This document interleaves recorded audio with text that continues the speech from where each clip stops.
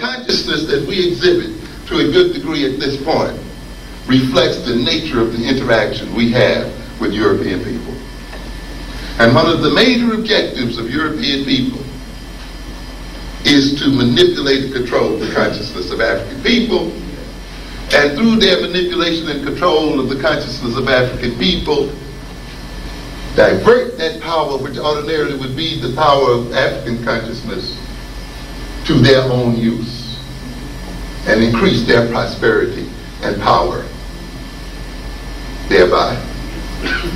The relationship then of the European man to the African man, to a good extent, is a relationship of Count Dracula to his victim. To suck the blood of African consciousness to maintain their own life. This is what it's about.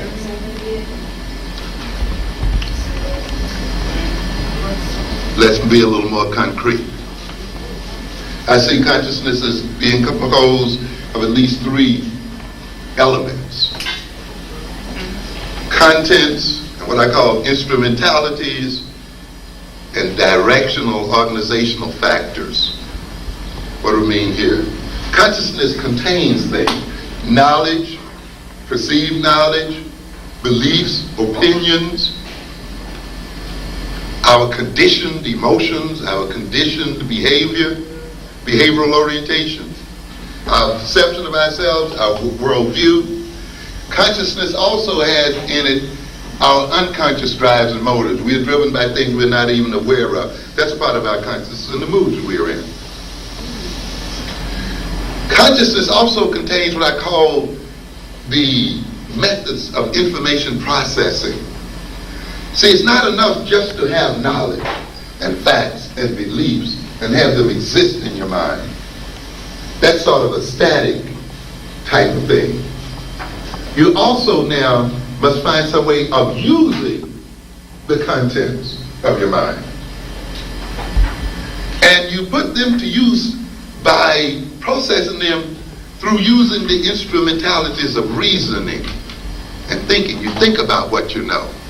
You organize what you know to solve certain problems. You bring pieces of knowledge and information together and organize that knowledge and information in a way to solve a problem. You recall information.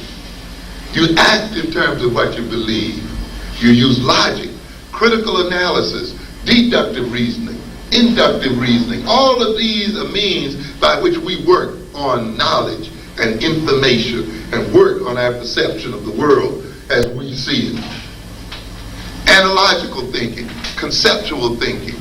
We look at events that are going on in the world and we abstract a rule. But every time this happens, that happens. And we can even put it in an equation of some kind. X plus y leads to this, or x squared plus this, which can describe phenomena that occurs in the real world. It means we have abstracted from what we see in the world a rule, you see, and set of rules. We infer from what we see about things we do not see. We look at the implications of things. We use what?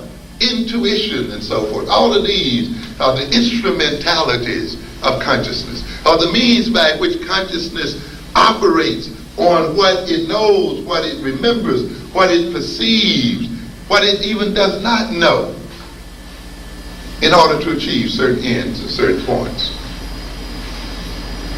The instrumentalities of consciousness express what we know and believe and so forth. So our personal skills, our intellectual skills, and academic skills are the means by which we use the knowledge and memory and all the other things we have. Our occupational skills, skills at learning and remembering. The other aspect of consciousness is what we call the directional aspect. It's not enough just to have the skills to process information. You see, and to organize it. You got to organize it for a reason, to achieve a particular point, to satisfy some value, some wish, or some need. You see, I was looking at a discussion here the other evening with a very esteemed public intellectual who apparently had the capacity to reason and think very well. He's been educated in philosophy. and who has apparently a good deal of knowledge.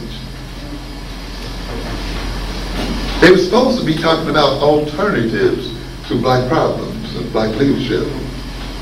And I didn't see one black problem discussed at all during that little 2 hours. No issue confronting the black community was dealt with at all. Oh, but there was plenty of reasoning. There was plenty of knowledge being displayed there and so forth. But nothing in the sense of applying it to the end of liberating black folk. Applying it to the end of gaining freedom and enhancing the quality of life of black folk. You see, so even though you may have the knowledge and the content, even though you may know black history, even though you may know African history, that's not quite enough yet. Even though you may have the logical skills, it's not quite enough yet. You have to value African people. You have to value African liberation. You have to value African people being empowered and free and self-sufficient and doing for self. That has to be a value, so that when you think and when you process what you know, using logic and abstraction and so forth, it will be processed under the direction of trying to achieve those values. So that you are thinking for a reason, not just to be thinking, not just to be displaying knowledge, but you're engaging in the process of the information to achieve a particular point. So therefore, our desires and our needs and our values and our interests and aspirations and ideals and sense of purpose places a whole direction and purpose on our consciousness, and it organizes our consciousness so that it motivates us to know what instruments we are to use and what knowledge we should use to achieve what end. Okay, hang in with me here. Don't go to sleep on me yet. No. Because now we get into the point of what we mean when we talk about the falsification of consciousness. Because I want you to see exactly how our consciousness is falsified, in what ways. Now you can see those 3 levels: content, instrumentality, the capacity to process information, to process the content of our minds, and what? Values. You see, when you decide, men, that you're going to get rid of the white man as a power in our lives, and that's a very valuable goal for you. You know, it's a very valuable goal. What you do usually when you say, this is my goal, you start then to run an assessment of your capabilities, don't you? How capable are we of achieving this goal? What kind of knowledge must we have to accomplish this goal? What kind of information must we gather and make a part of our minds and the store of our knowledge in order to accomplish this goal? This is our goal. We want to be free of being ruled by white men. Okay? Now once you kind of get that together, what kind of mental skills must be developed in order for us to use this knowledge and information to accomplish this end? Do we think abstractly enough? Because these people are very abstract thinkers. Do we think analytically enough?